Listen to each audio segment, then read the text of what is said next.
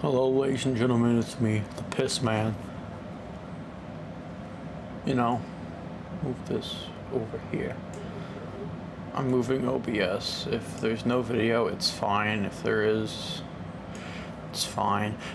I assume that you want me to read off, you know, the Wikipedia article for dead air, you know, in television and radio broadcasting. Of course you do, because you clicked on the fucking video. Alright, here we go. Dead air, also known as unmodulated carrier, is an unintended period of silence. My God, give me a minute. Let's restart. Dead air, also known as unmodulated carrier, is an unintended period of silence that interrupts a broadcast during which no audio or video program material is transmitted. God fucking. Forgot to swap the thing over. Ignore OBS. What? Trying to put it in such a way to where the camera isn't interrupting me, but I can still stop the recording when it's over. Dead air occurs in radio broadcasting when no audio program is transmitted for an extended period of time, usually more than a few seconds. In television broadcasting, the term denotes the absence of both audio and video program material. However, a carrier wave is still transmitting. In radio, the result is silence, and in television, the result is a black or gray screen. Television directors may use the command fade to black or to black to indicate a momentary transition to a completely black image. However, the term dead air is most often used in cases where program material comes to an unexpected halt, either through operator error or technical malfunction. Among professional broadcasters, dead air is considered one of the worst things that can occur. Moreover, dead air may impact advertising revenue if it affects the airplay of paid commercials.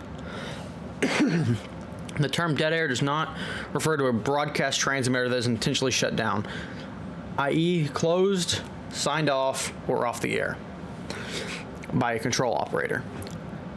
Such a broadcast transmitter is said to have gone dark. You'll get a read knowing me. Yeah, that's if you want to read this, the link is https://en.wikipedia.org/wiki/dead_air, capital D, dead air. All right. Broadcast stations can use programmable devices known as silent sensors, off-air alarms, or silence monitors that will sound an alarm and alert personnel if dead air persists for more than a few seconds. In the U.S., prolonged dead air, such as shutdown occurring without permission, is an actionable offense that can result in fines from the Federal Communications Commission, or the FCC. According to the FCC, a station has a 30-day limit for going silent without approval. On September 11th, conveniently, 1987, I have a hard time reading dates sometimes, Dan Rather walked off the set of CBS Evening News when a late-running U.S. Open tennis match threatened to delay the start of the news broadcast. The match ended sooner than expected, but Rather was still gone. The network broadcasted 6 minutes of dead air before Rather was found and returned to the studio. CBS affiliates and criticized Rather for the incident. One significant case of dead air occurred during Super Bowl LII, in 2018, when the NBC television broadcast experienced 26 seconds of dead air during a commercial break. The network blamed a brief equipment failure. NBC reported that no commercial advertising was lost. Prior to Super Bowl XLV, Green Bay, Wisconsin radio station, the Green Bay Wisconsin radio station, WCHK-FM, announced that it would intentionally go to dead air during the game. Since the hometown Packers were playing the game and the station management believed nobody would be listening to music while the Super Bowl was being broadcast to another station, which is stupid because I listen to the radio a lot more than I listen or watch the Super Bowl. That's just me personally, though. Oh, yeah. Another example is on January 30th, 2010, South Korea's MBC Music Corps channel program near the end of a Girls' Generation song. Due to a technical difficulty, 7 seconds of dead air was transmitted before continuing on to the regular session.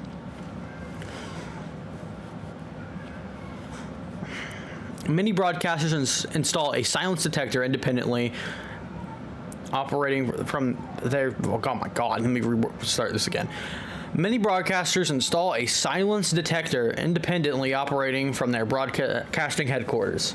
In the event of dead air lasting more than an acceptable duration, e.g., less than 70 decibels, and, if applicable, static/no picture for 30 seconds, an emergency program is queued. If you get it. The emergency program contains at least some generic audio and video with a station identification.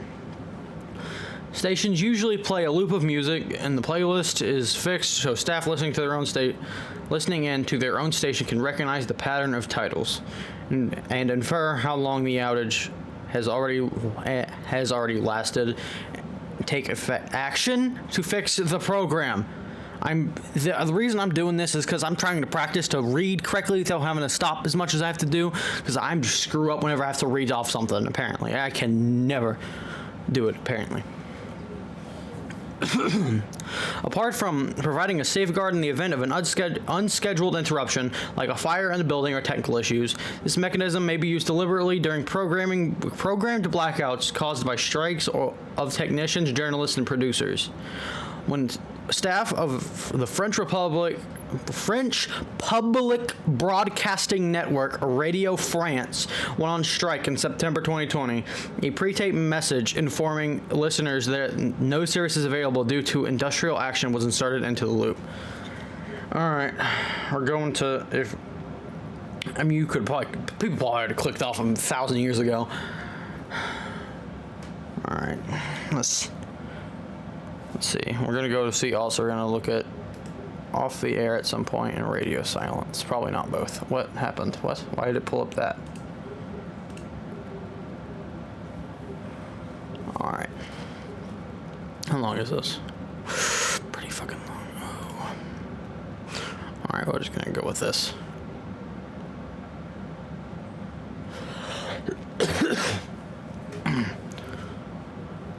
Alright, we're just going to read the top of dark because this is long, and I don't have the drink to continue on going along. And broadcasting, a dark television station or silent radio station is one that has gone off the air for an indefinite period of time. Usually, unlike dead air, which is broadcasting only silence, a station that is dark or silent does not even transmit a carrier signal. Well, there's dark for you. I'm not going to continue reading that. In telecommunications, radio silence or emissions control, MCON, is a status in which all fixed or mobile radio stations in an area are asked to stop transmitting for safety or security reasons. The term radio station may include anything capable of transmitting a radio signal. A single ship, aircraft, or spacecraft, or a group of them may also maintain radio silence. Give me a second, I'm gonna find another article. I want to keep reading stuff. I found something funny. Where's that? Right here, dead air campaign in the game Left 4 Dead. I was really thinking of that earlier before I started doing the video. So I used a direct link to I typed in the search bar for the Pantera Wikipedia article. So yeah, let's read off of this for a minute, because this has a lot to read off of, but I will go as far as my body wants me to, which might be the whole thing if I really, really wanted to. Pantera is an American heavy metal band from Arlington, Texas, formed in 1981 by the Abbott brothers, guitarist Dimebag Darrell and drummer Vinnie Paul, and currently composed of Vil Anselmo, and bassist Rex Brown, and touring musicians Zach Wilde and Charlie Benant. I can't say these things. Why are you giving me all these names? The group's best known lineup consisted of the Abbott Brothers along with Brown and Anselmo, who joined in 82 and 86 respectively. The band is credited for developing and popularizing the subgenre of groove metal in the 90s, regarded as one of the most successful and influential bands in heavy metal history. Pantera has sold around 20 million records worldwide and has received 4 Grammy nominations. Having started as a glam metal band, Pantera released 3 albums in the mid-80s with lead vocalist Terry Glaze, and they were in the songs were called the albums were called Metal Magic, Projects in the Jungle, and I Am the Night, with not that much success.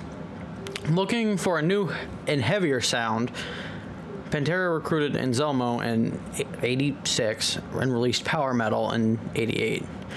They secured a record deal with a major label Atco the following year. Their 5th album, which the band has since declared to be their official debut album, Cowboys of Hell, has popularized the groove metal genre, while its 1992 follow-up, Vulgar Display of Power, achieved an even heavier sound and increased their popularity. The subsequent 7th studio album, Far Beyond Driven, in 1994, debuted at number 1 on Billboard 200. Dear God, I need to talk more, apparently, because I don't got this talking thing down enough. Tensions began to surface among the band members when Anselmo, reeling from severe back problems brought on by years of intense on-stage performances, began growing distant from his bandmates in 95 and eventually becoming addicted to stuff. Heroes inside of as a result of his pain issues. He almost died of an thing in 96. I would say, but YouTube hates me whenever it comes to talking anything like that.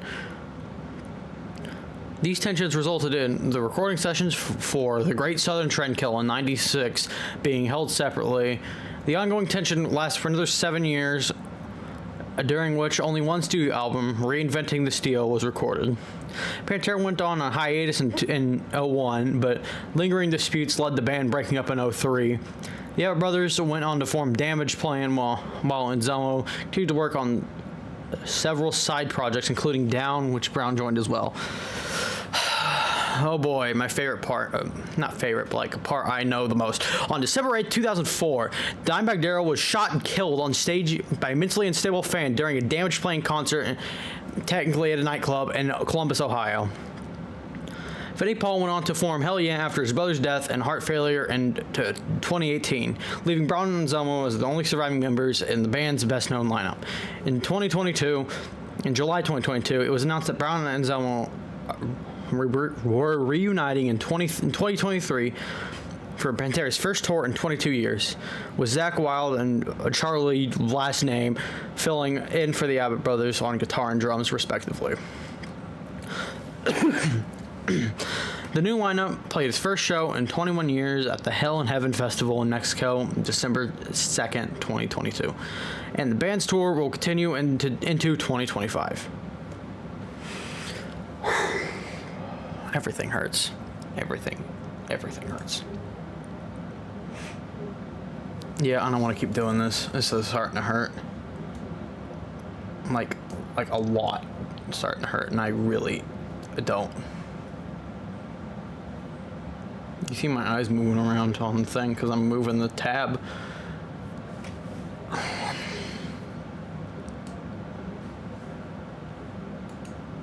Well, I can keep going.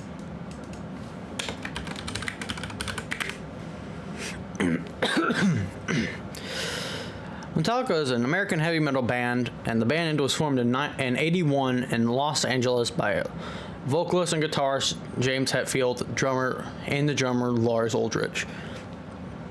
and has been based in San Francisco for most of its career.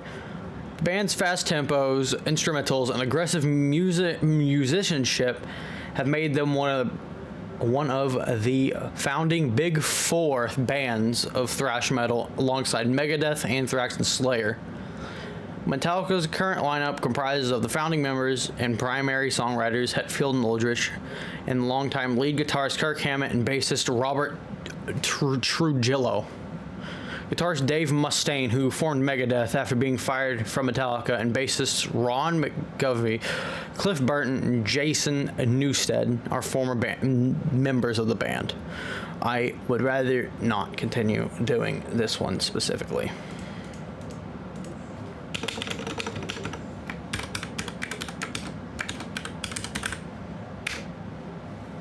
Judas Priest are an English heavy metal band formed in Birmingham in 1969. They have sold over 50 million albums and are frequently ranked as one of the greatest metal bands of all time. Judas Priest have also been referred to as one of the pioneers of the new wave of heavy British metal, or the NWO/BHM movement, and are cited as a formative influence on various heavy metal subgenres, notably speed metal, thrash metal, and power metal. Despite an innovative and pioneering body of work in the latter half of the 70s, the band struggled with poor record production and lack of major commercial success until 1980, when their sixth studio album, British Steel, brought them to more notable mainstream attention. The band's membership has seen much turnover. During the 70s, the core of bassist Ian Hill and lead singer Rob Halford and guitarist Glenn Tipton and KK Downing saw a revolving cast of drummers before Dave Holland joined them for 10 years from 79 to 89. Since Holland's departure, Scott Travis has been the band's drummer. Halford left Judas Priest in 92 after a 4-year hiatus. They regrouped in 96 with Tim Ripper Owens along, and formerly of Winter's Bane, replacing Halford. The two albums with Owens, Halford returned to the band in 2003. Downing left the band in 2011, replaced by Richie Faulkner. I remember that name. Where do I recognize that name from? Probably just from the band, because it doesn't say. The current lineup consists of Hill, Tipton, Travis, Halford, and Faulkner. Although Tipton remains as an official member of Judas Priest, he has limited his touring activity since 2018 due to Parkinson's disease. And Eddie Sneap filling in for him. Hill and Tipton are the only two of the band to appear on every album. Oh my god! I need a drink. I'm not gonna go get one because I want to read the rest of the thing before I give up. Halford's operatic vocal skill and twin guitar sound of Downing and Tipton have been a major influence on heavy metal bands. Judas Priest's image of leather, spikes, and other taboo articles of clothing was widely influential during the glam metal era of the 1980s. The Guardian referred to British Steel as the record that defines heavy metal. Despite a decline in exposure during the mid-1990s, the band has once again seen a resurgence, including worldwide tours and being inaugural inductees into the VH1 Rock Honors in 2006. That's a mouthful. Receiving a Grammy Award for the Best Metal Performance in 2010, and having their songs featured in video games such as Guitar Hero and the Rock Band series. In 2022, Judas Priest were inducted into the Rock and Roll Hall of Fame via the Award for Musical Excellence. Good for them. Everything hurts. Everything hurts. In popular culture. Popular culture. Fine. All right, we're gonna read the in popular culture thing. All right. The American director Rob Reiner wanted to see went to see Judas Priest in concert as part of his preparation for the film This Is Spinal Tap in 1984, which spoofs British heavy metal bands. The drama comedy film Rockstar, starring Mark Wahlberg, is loosely based on how Tim Ripper Owens replaced Rob Halford as vocalist in Judas Priest. On 5th of January 2014, the band appeared in the episode Steal This Episode, of a comedy cartoon show, The Simpsons, playing a parody of their song Breaking the Law. Their music was referred to as death metal, which the producers subsequently apologized for having Bart write Judas Priest is not death metal in the opening sequence chalkboard gag. I forgot. There's some of them I missed. We're going to go back to Metallica. Let's see if they have in popular culture. Oh, it's a lot. It's not even in the thing. Motley Crue. Okay. Alright. Let's see. Oh, there's a whole tab talking about the nightclub. Oh, on December 8, 2004, Damageplan was performing at the Alrosa Villa nightclub in Columbus, Ohio. Nathan Gale, a deranged fan, rushed onto the stage as band played the first song of the set list and shot Abbott multiple times. Also, you know who I'm referring to, Mr. Darrell's dime bag. All his dime bags falling out of his pocket as he gets shot with a brand 92 FS, a 9mm semi-automatic pistol. The band's head of security, Jeffrey Mayhem Thompson, convenient, then tackled Gale but was fatally shot in the ensuing struggle. A fan, Nathan Bray, was also killed in an attempt to aid Abbott and Thompson, as was Aaron Hulk, an employee of the venue. Oh my god, this guy killed way too many people. I didn't even realize how many people he killed. Nathan Gale, no. He killed another guy named Nathan, apparently. Aaron Hawk was damaged and hurt and probably killed, of whom was an employee of the venue who tried to disarm Gale while he was reloading. Three others were wounded before a Columbus police officer, James, oh god, that's a horrible name, Meyer, I'm going to call it that. It's exactly how you think it's spelled. Let me just pull this up real quick. It's exactly how you think it's spelled. Maybe if you think it was spelled like that. But I want to be very careful with my words there. Entered the club and shot Gale once in the head with a 12-gauge Remington Model 870, killing him. Abbott was pronounced dead at the scene, age 38. Thousands of fans attended his public memorial, and the guest list included artists such as Eddie Van Halen,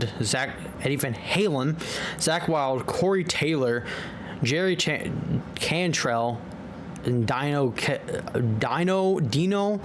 Cazares. Dear God. Well, Gene Simmons, I just saw that. Abbott was buried alongside his mother Carolyn at the Moore Memorial Gardens Cemetery, Arlen, Texas. Gene Simmons donated a Kiss casket for the burial. Eddie Van Halen donated his original black and white, yellow striped Charvel Bumblebee guitar, which was featured on the back cover of Van Halen 2, to be included in the casket. A few weeks prior to the death, Abbott had met Van Halen asking for a replica of the Bumblebee, and Van Halen said at the funeral, Dime was an original, and only an original deserves the original. After Vinnie Paul's death in 2018, he was buried next to Carolyn and Darrell, also in a Kiss casket.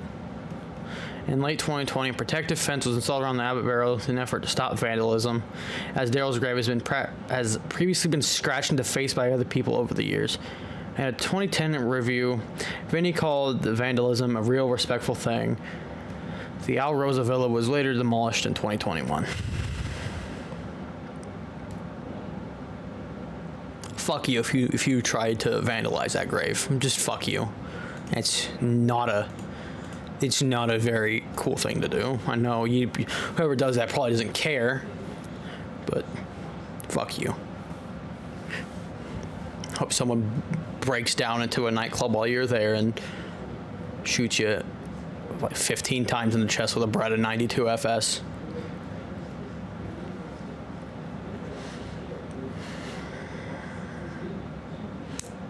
I'm trying to find more things, but apparently that popular culture thing was like the only...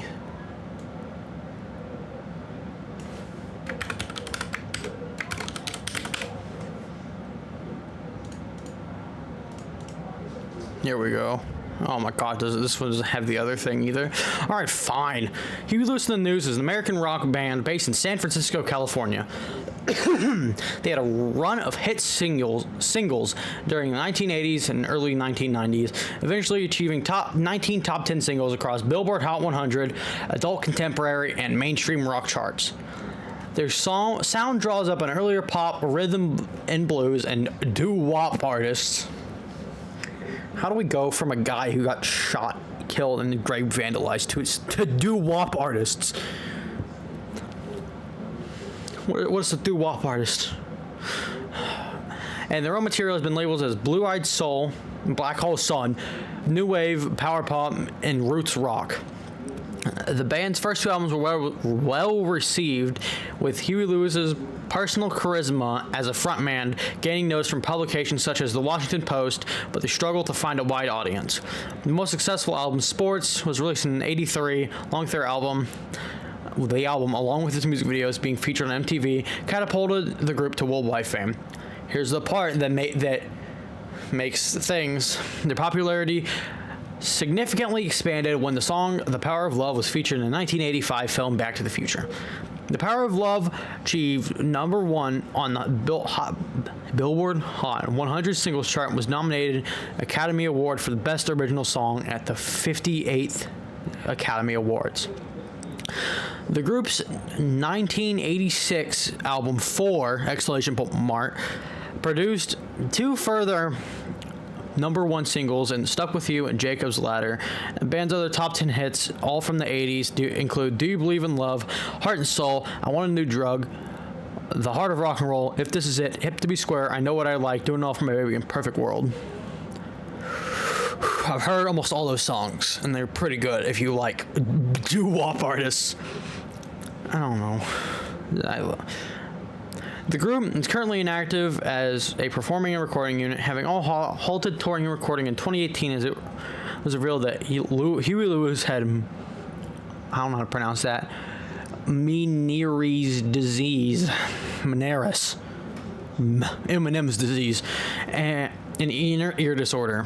In 2020, they released Weather, which contained the songs the band had recorded prior to Huey Lewis's hearing loss. Dear God, everything hurts. We're going to skip down to, all right. In 1984, Ray Parker Jr. was signed by the producers of Ghostbusters to develop the film's title song. Later that year, Huey Lewis and the News sued Parker, citing the similarities between the Ghostbusters theme song and their earlier hit "I Want a New Drug," which I've listened to. I personally wouldn't have put the two things together, but they do sound very ever so slightly similar, in my opinion. According to Huey Lewis and the News, this was especially damaging to them because Ghostbusters was so popular and it rose to #1 on the charts for 3 weeks. The dispute ultimately settled out of court. Huey Lewis stated that his experiences with the producers of Ghostbusters was indirectly responsible for him getting involved in the movie Back to the Future. Parker later filed a lawsuit against Lewis, claiming violation of the agreement to not discuss the settlement publicly. Lewis broke his silence by dissing Parker in an episode of VH1's Behind the Music in 2001, which prompted Parker to slap him with a lawsuit. The offensive part was not so much that Ray Parker Jr. had ripped this song off, says Lewis, who goes on to blame the arrogance of the music industry executives, who thought they could simply pay him off for stealing his melody. In the end, it doesn't even matter. I suppose they were right. I suppose it was for sale because basically they bought it. Magazine in 2004 released an anniversary article about the movie Ghostbusters, which the filmmakers at Columbia Pictures admitted to using the song "I Want a New Drug" as a temporary background music in many scenes. They also noted they had offered Huey Lewis and the News to write a main theme, but the band had declined. Lewis in the 2001 Behind the Music special, the band said declined the filmmaker's offer because they had an upcoming tour to promote their hugely successful sports album, which left no time to write a main theme for the movie. The filmmakers gave them film footage with Huey Lewis' song in the background to Ray Parker Jr. to aid Parker in writing the theme song. I was going to make a whole video about how I think that Huey Lewis and the News is one of the most underratedly overrated bands. I don't know how to describe it. There's so many songs that were popular and still kind of are that appear, like Back to the Future, and that's a really popular one. Apparently, I didn't even know this until recently. I knew it for a minute now, but the Ghostbusters theme was I Want a New Drug by Huey Lewis and the News at some point. And then also the next thing coming up, a particular movie I want to watch kind of badly, but I haven't got a chance to yet. Yet I ask so many people and not a single one knows who they are. I can play the songs like, oh yeah, that's from this movie or from Back to the Future. Oh, that kind of sounds like that one song from, oh yeah, Ghostbusters. Yeah, it's so weird to me how they can be so overratedly underrated. Like, they have so many good hits, and sometimes obviously the hits they have chosen aren't the best songs that they've released. Like, I love the songs they release, and it's not even like the type of music I like releasing. Okay. The band is mentioned numerous times in Bret Easton Ellis's 1991 novel American Psycho and the subsequent film. The chapter in the novel is entitled Huey Lewis and the News and consists of an extended essay about the band's recorded output and career. During the scene in the film where the main protagonist, Mr. Sigma Bateman guy, I don't know, kills his colleague because he's Paul Allen with an axe, Bateman plays the song Hip to Be Square and waxes lyrical about the band. It's also funny how Mr. Bateman was all over the fucking internet for months at a time, and no mention of Huey Lewis in the News. I asked so many people if they knew it. Like, no, who's that? They appear in it, like, you know, American Psycho. Oh yeah, I know American Psycho. You know, Huey Lewis in the News. No, who's that? Then I kill him with an axe. Do you like Huey Lewis in the News? Their early work was a little bit too new wave for my taste, but when Sports came out in '83, I really do think they came into their own, both commercially and artistically. The whole album has a clear, crisp sound, and give me a sec. And a new sheen of consummate professionalism that really gives the songs a big boost. He's been compared to Elvis Costello, but I think Huey has a far more better, cynical sense of humor. In '83, Huey released this with their most accomplished album.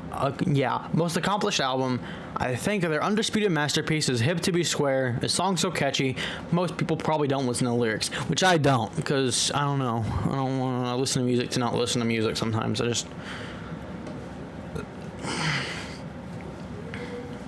But they should. They should listen to the lyrics, apparently.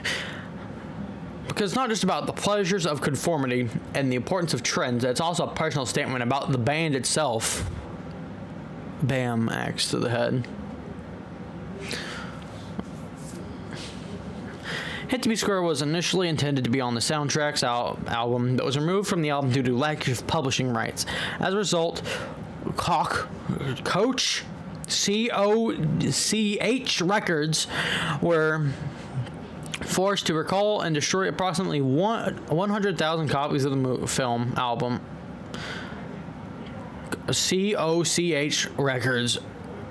President Bob Frank said, as a result of the violent nature of the film, Huey Lewis's management decided not to give the soundtrack clearance. Lewis's manager, Bob Brown, is he related to the other Brown from earlier? No, not like that Brown. You know what I mean? From like Pantera. claimed that the musician had not seen the film and that we knew nothing about a soundtrack album. They just went ahead and put the cut on there. I think what they were trying to do is drum up publicity for themselves. In April 2013, to mark the 30-year anniversary of the band's album Sports, a comedy video website, Funny or Die, released a parody of the axe murder scene featuring Huey Lewis in the News as Patrick Bateman and Weird Al Yankovic, who parodied I Want a New Drug as I Want a New Duck, years before as Paul Allen. And I watched that scene, both original and the other one, and in the recreation with Mr. Lewis, they used the movie American Psycho instead of a Huey Lewis in the News album.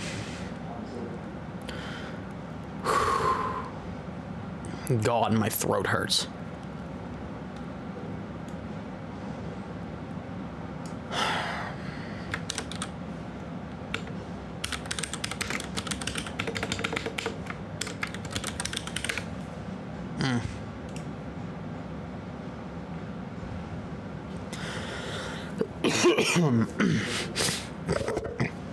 This hurts. Things hurt. Oh my god, it looks so weird in that photo. Alright. Twisted Sister was an American heavy metal band formed in 1972, originally from Ho-Ho-Cuss, New Jersey, and later based in Long Island, New York. Their best known songs include We're Not Gonna Take It and I Wanna Rock, both of which were associated with music videos which noted for their slapstick humor. What do you mean? What does that mean? I know what it means, but like, what? Why am I looking at the microphone? What? Have you seen the music videos? If not, I would recommend you go watch those music videos because they're confusing as balls, if you care. I want to keep reading. We're going to instantly jump over to I Want to Rock because I want to read one particular part of the I Want to Rock. All right. I Want to Rock is a song written and composed by Dee Snider and performed by his band Twisted Sister. It was released on the 1984 album Stay Hungry. Oh boy. You ready? Goofy Goober Rock is a cover of the song with modified lyrics. It was performed in the SpongeBob SquarePants movie by voice actor Jim Wise and musician Tom Rothrock. Dee Snider explained the experience of licensing the song for SpongeBob by saying, "Are you kidding me? This is my music. This is my art. How much?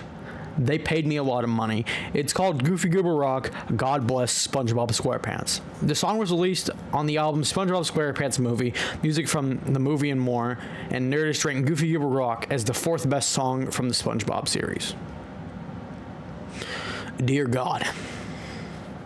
Also, there's something that describes the music video on here. I would assume also on the other one. Let me just click on the SpongeBob SquarePants Movie, music from the movie and more, is the soundtrack to the 2004 animated film SpongeBob SquarePants Movie, and the second soundtrack album, yeah, that's what they said apparently, focused on the American animated series SpongeBob SquarePants. It was released on November 9th, 2004. One second.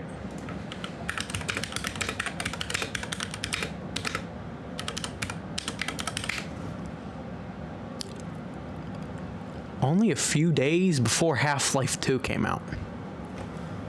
Dear God.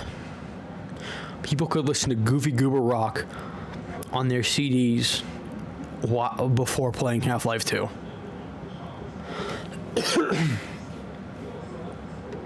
The album is an example of the crew SpongeBob SquarePants'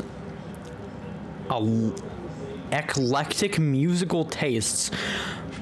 What? Sure. Oh. The song Goofy Goober Rock is a parody of I Want to Rock by Twisted Sister, and Motorhead's You Better Swim is a rewritten version of You Better Run from their 1992 album March or Die. As mentioned before, that one thing. You know that one thing. Pre-hibernation? Yeah, on the album that I found that released that, not album, the thing they released it with was He was the modified version of Death Rattle's solo.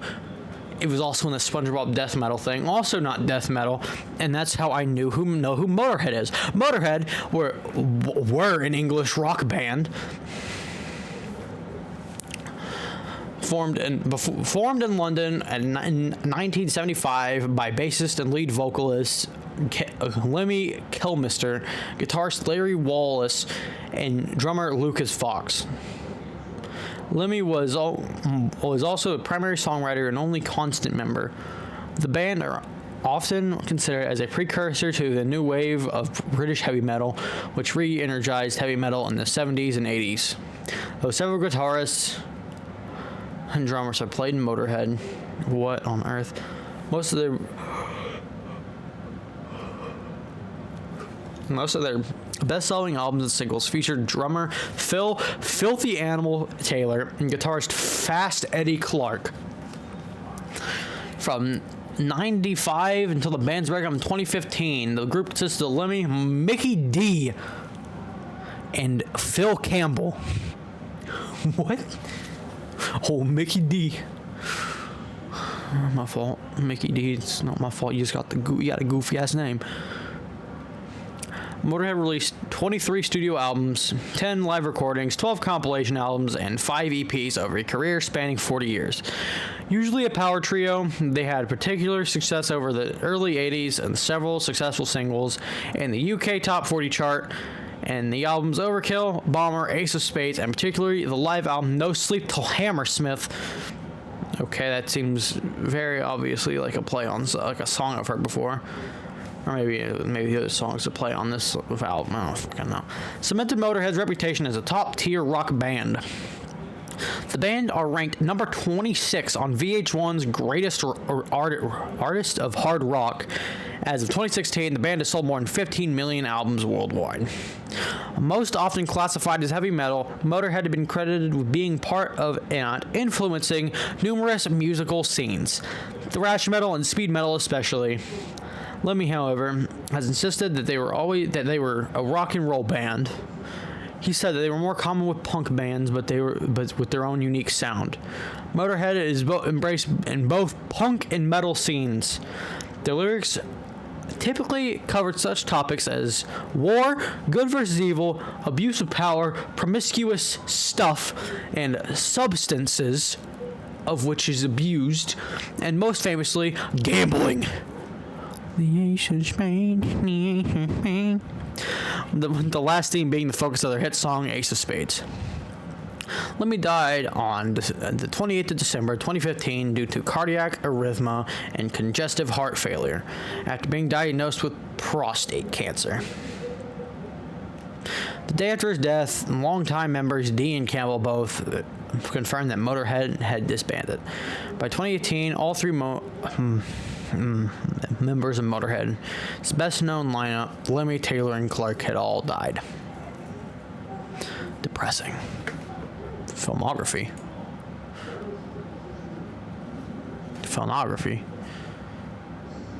What? I have a whole tab for filmography. My throat hurts, my face hurts, it hurts. It hurts. I've ran out of bands I can think of. I'm running out of vocal cords I can use. Give me a moment. Sorry for stretch weird. It's not my fault. It's all my fault. Thank you.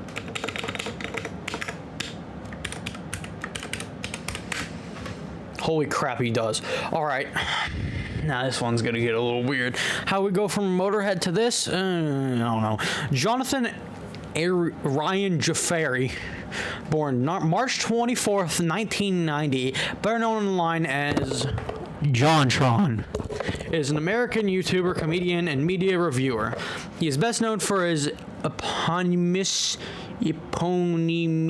what is that word? Ask something. Search the web. What does it mean? Something that is named after a person or thing. Okay, thanks. This guy's very eponymous. for his eponymous YouTube web series JonTron, where he reviews and parodies video games, films, and other media. Jafari is the co-creator and former co-host of Let's Play web series Game Grumps, and co-created the video game entertainment website Normal Boots. As of July 2013, his YouTube channel JonTron Show has 6.66 million subscribers and 1.32 billion views. This is pain. All right. Jonathan Orion Jafari was born, in Rancho Palos Verdes, California, on March 24th, 1990, to Afjan and Irene Jafari. He is of Hungarian descent on his mother's side and Iranian descent on his father's side. He attended the Palos Verdes Peninsula High School from 2004 to 2008. I gotta breathe. Okay. Jafari released a Newgrounds account under the name BirdmanXZ6. In 2003, he uploaded 5 animations depicting of anthropomorphic onions. In 2006, he made a YouTube account under the same name. Jafari uploaded videos on ScrewAttack.com in 2010, reviewing games such as GoldenEye 007. At Screw Attack, he met other creators such as Peanut Butter Gamer. I'm not going to read his name because screw that, it makes it a little faster. In August 31st, 2010, almost a complete year after I was born. Actually, it was over a year, a little bit over a year. Jafari created a YouTube channel called JonTron Show. He stated that he chose the name JonTron because it was reminiscent of technology, and that the show was originally going to be called JonTron 2.0, and he uploaded a 2-part review of the Nintendo 64 version of the game Daikatana. The first installment of his JonTron series. In each episode of JonTron, Jafari reviews singular games as well as particularly themed franchise or genre. He's usually accompanied by his green-cheeked parakeet Jacques, or if you don't watch his videos, Jacques. Because I don't know, and the French is weird. French are weird. Sorry, French people. I'm also weird.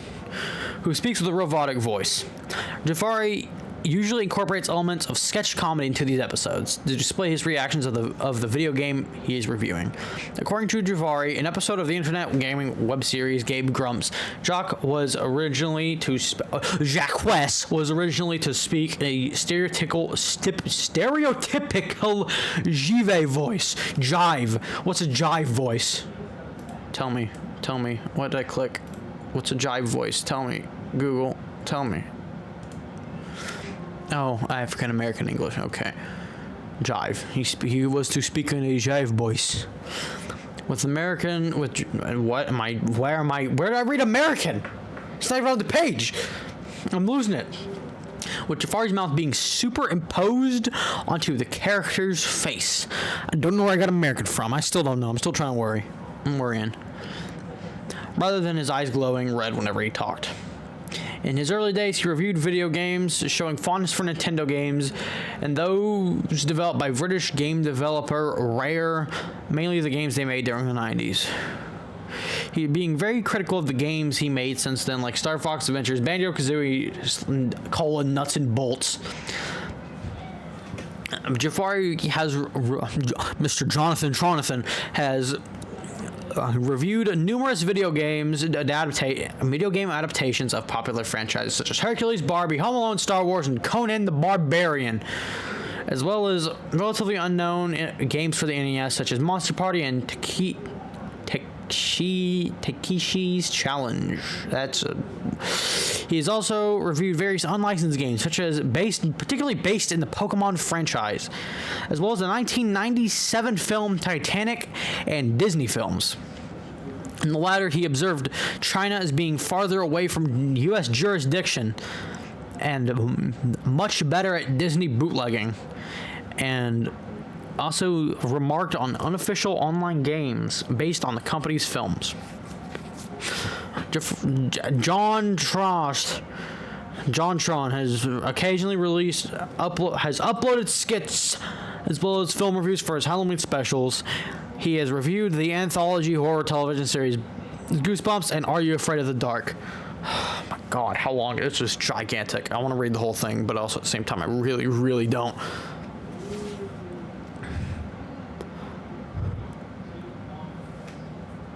Give me a minute.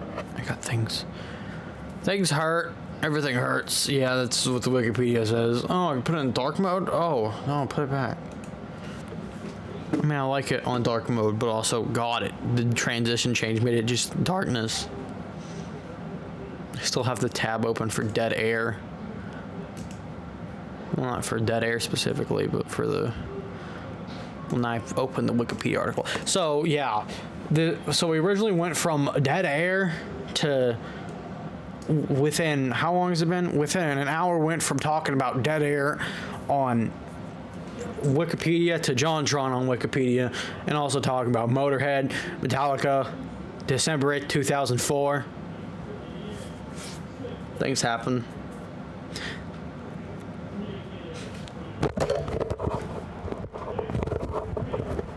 I've got one thing to tell you.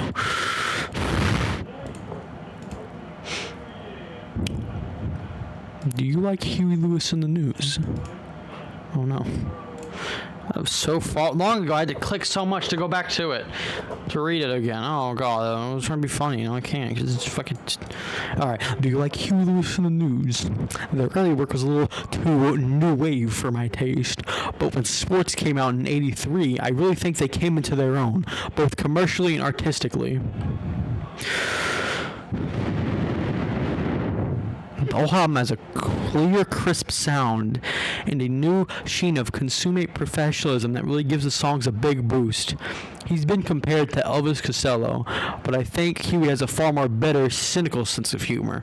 In '87, Huey released this, For, their most accomplished album, but I think their undisputed masterpiece is Hip to Be Square.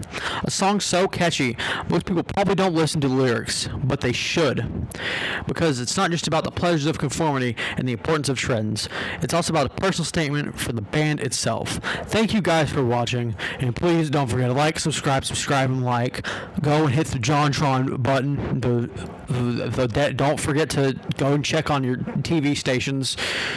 And please, for the love of God, if you have a TV station, don't listen to the FCC and go and put it back on analog for me, please. I want to watch stuff on my VCR. Also, if you were by chance wondering where it is, if you were looking in the background, let me move. My VCR is over there. My brother insisted I moved it out of the way. So thank you guys for watching. Don't forget to like, subscribe, like, cold ass day old pizza roll button. And I will see you next time.